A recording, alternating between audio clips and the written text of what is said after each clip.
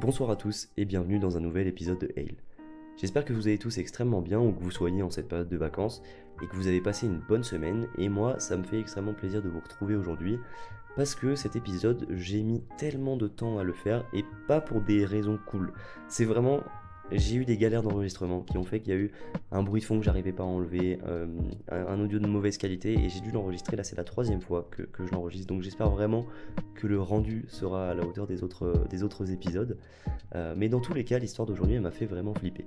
Je dis souvent ça, et pour cause, je passe quand même beaucoup de temps à choisir une histoire sur Reddit, étant donné que j'essaye de choisir des histoires qui soient bien écrites, avec des mécaniques intéressantes, pas forcément ultra glauques, parce que le but c'est pas de faire de la curiosité morbide. Mais donc c'est normal que je dise ça parce que je le pense vraiment, elles m'ont vraiment fait flipper ces histoires. Et vous allez le voir, elle emprunte une mécanique, cette histoire qu'on a déjà vue sur la chaîne, et si vous habitez seul dans un petit appartement, accrochez-vous parce que cette histoire elle est pour vous.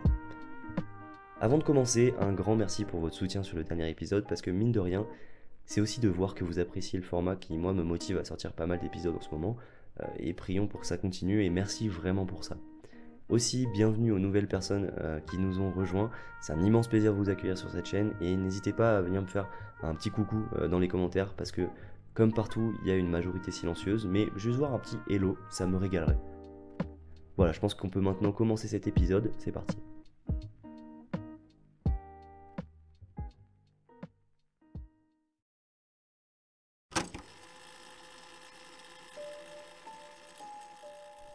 L'histoire que je vais vous raconter aujourd'hui, c'est celle de Marine, et au moment où elle se déroule, Marine a 23 ans et elle est encore étudiante.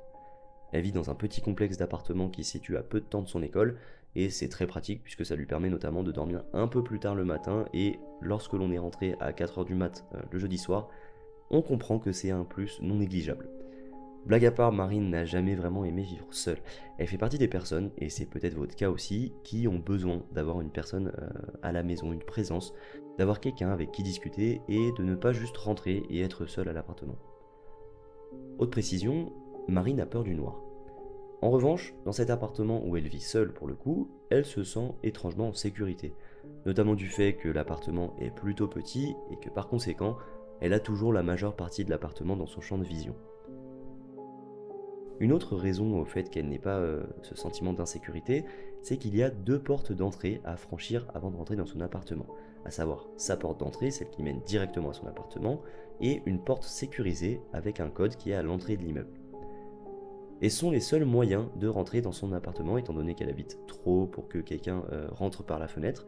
Et là, si vous avez vu l'épisode 2 de Hale, vous pouvez douter de ça, mais ce n'est pas le cas de Marine, j'ai pas un rayonnement international, je pense qu'on s'en doute tous.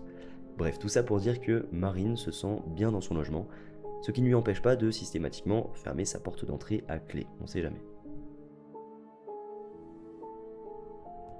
Un week-end, Marine sort avec ses amis et apparemment la soirée est bien arrosée, c'est hyper sympa, et vient le moment de rentrer. À ce moment-là, Marine se retrouve avec un garçon qui attend aussi un taxi et qui habite à peu près dans le même coin qu'elle. C'est un garçon qu'elle vient de rencontrer, qui n'était pas à la soirée, c'est vraiment un concours de circonstances, ils sont retrouvés au même endroit au même moment.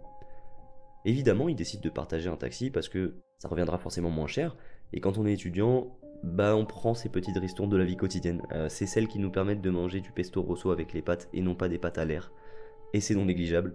Donc le taxi les dépose près de chez Marine, et elle nous dit qu'il y a un bon feeling entre elle et ce garçon, et que par conséquent, il reste là, à parler assez longtemps mine de rien.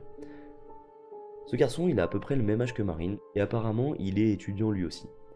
Donc les deux parlent, mais au final vient quand même le moment où les deux doivent rentrer dormir, donc ce jeune garçon accompagne Marine jusqu'à la porte d'entrée de son immeuble, et les deux se disent bonne nuit, et Marine monte se coucher paisiblement. On fait maintenant un bond d'environ un mois dans le temps pour se retrouver le week-end, et Marine décide que contrairement à normalement, elle va rester tranquillement chez elle. Elle va pas forcément faire de folie ce week-end. En somme, elle prévoit un petit week-end chill où le seul programme c'est de ne rien faire, regarder une série en mangeant de la Ben Jerry's et ne rien faire. Et c'est exactement ce qui se passe. On est samedi soir, et forcément rien faire c'est fatigant, et Marine s'endort devant sa série. Mais soudain, Marine se réveille assez brutalement parce qu'elle pense avoir entendu quelque chose, et plus précisément une voix. On le rappelle, elle vit seule, donc si effectivement une voix a prononcé des mots dans son appartement, c'est tout sauf normal. Et même si elle a la tête un peu embrouillée, elle reprend très vite ses esprits et elle se rend compte qu'elle ne rêve pas et qu'elle n'entend pas vraiment ce que la personne dit, mais une chose est sûre, c'est une voix d'homme.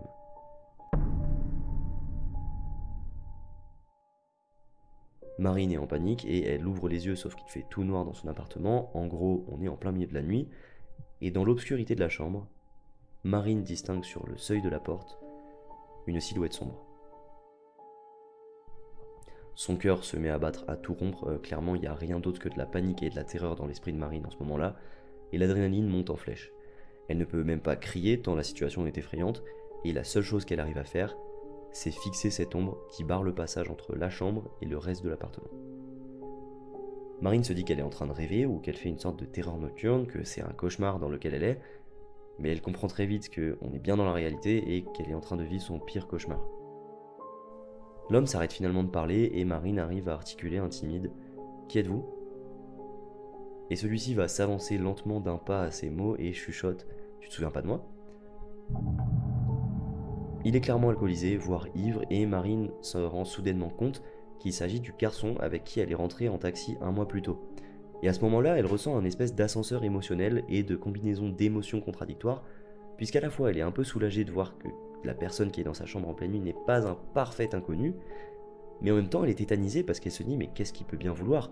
Et malheureusement, un homme qui se rend chez une femme qu'il a rencontrée une seule fois pour s'introduire dans son appartement qui plus est en pleine nuit, ça sent mauvais.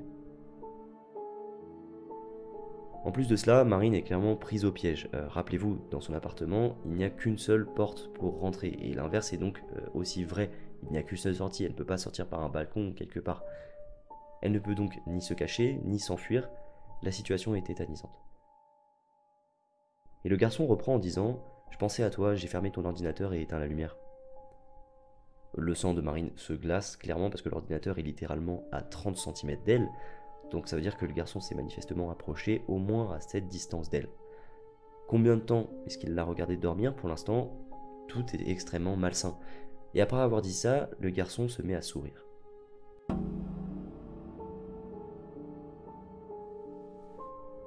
Marine ne peut que le regarder, impuissante, toujours dans son lit, sans réellement savoir quoi faire.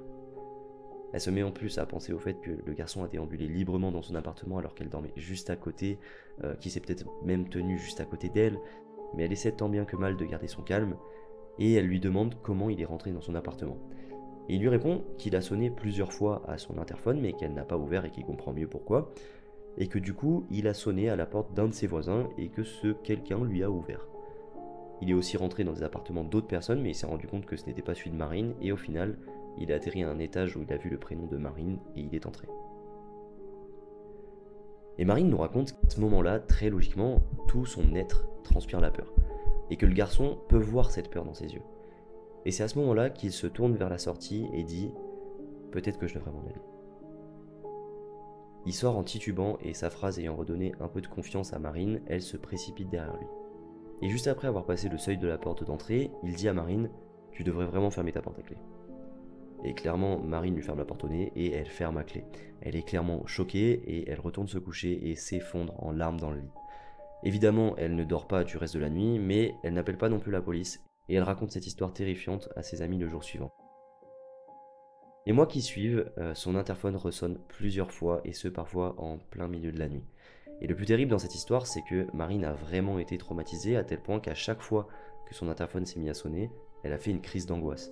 Elle précise que bien évidemment, elle n'a jamais ouvert, mais qu'elle a le sentiment que ça pouvait clairement être ce garçon qu'elle n'a plus jamais revu depuis.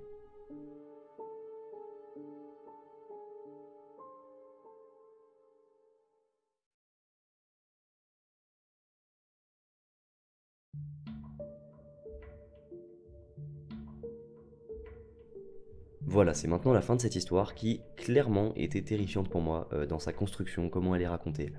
Donc bien évidemment, grosse force à toi Marine, j'espère que tu as pu passer au-dessus de ça parce que vraiment il y a de quoi être traumatisé.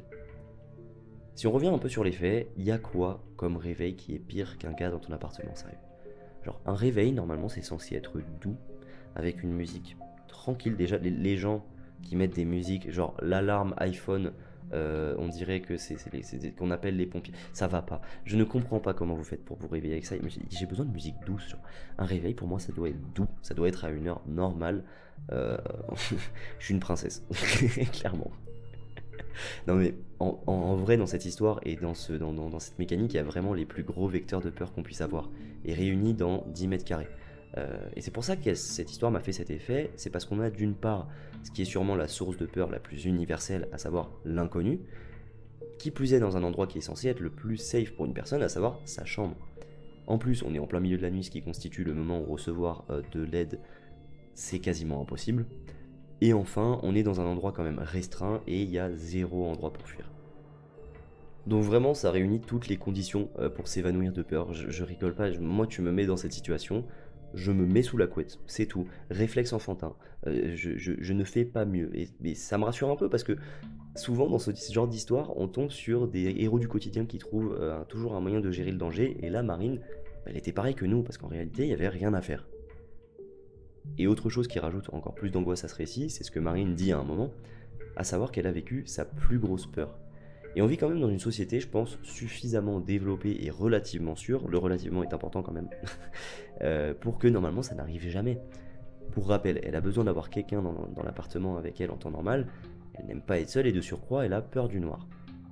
Et ce jour-là, Marine est seule, bon comme d'habitude, dans le noir, face à un inconnu et qu'on se le dise, il n'y a jamais personne qui rentre chez quelqu'un en disant bah tiens j'ai vu que l'aloe vera il tirait un peu la gueule, donc je me suis dit bon voilà je vais remettre un petit peu d'eau.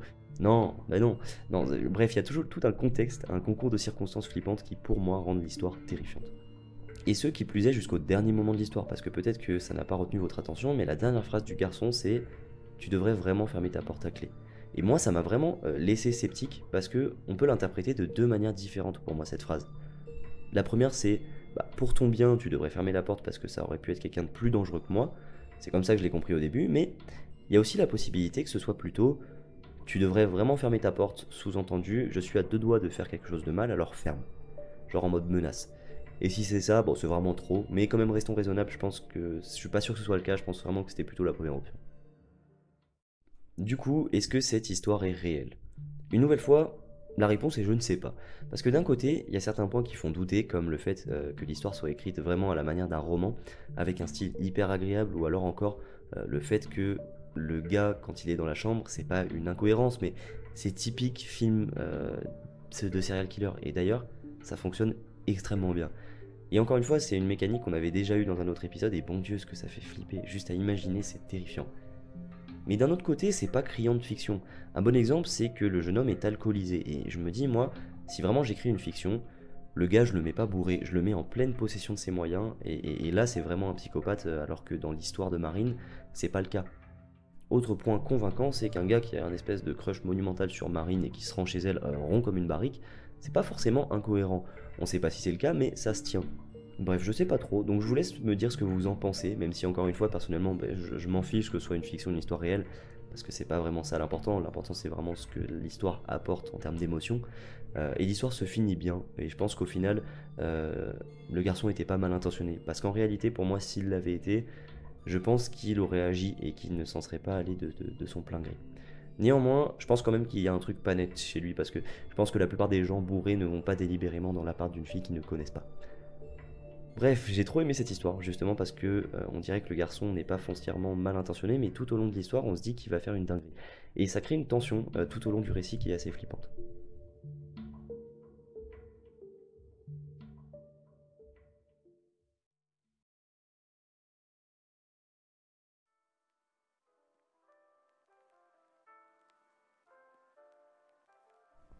Voilà, c'est maintenant la fin de cet épisode. J'espère vraiment qu'il vous a plu parce que ça me prend beaucoup de temps de juste choisir une histoire. Parce que j'essaye de choisir une histoire qui va être bien écrite, captivante, qui moi va me faire ressentir des émotions. Et entre le moment où où je commence à chercher une histoire et où je la trouve, je m'enchaîne pas mal d'histoires, soit vraiment glauques, soit pas très bien écrites. Et attention, à la base, ces subreddits sont pas faits pour poster des histoires cool à lire, donc je me plains pas. Mais c'est quand même long, et si ça vous a plu, je suis aux anges. Merci encore pour votre soutien, ça me motive énormément, il n'y a qu'à voir le rythme de vidéo ces derniers temps.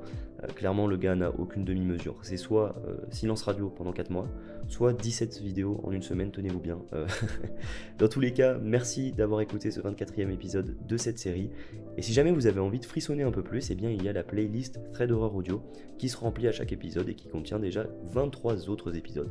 Donc faites-vous plaisir, c'est là pour ça. Pour finir, est-ce que vous pensez que quelque chose pourrait être amélioré dans le format? Je vous pose la question parce que j'estime que la chaîne est encore petite et que je peux lire tous vos commentaires, et que c'est donc le moment rêvé pour si jamais il y a des suggestions pour améliorer cette série. Donc vous avez 4 heures pour répondre, et sur ce, je vous laisse et au plaisir de vous retrouver prochainement pour un nouvel épisode de Hale.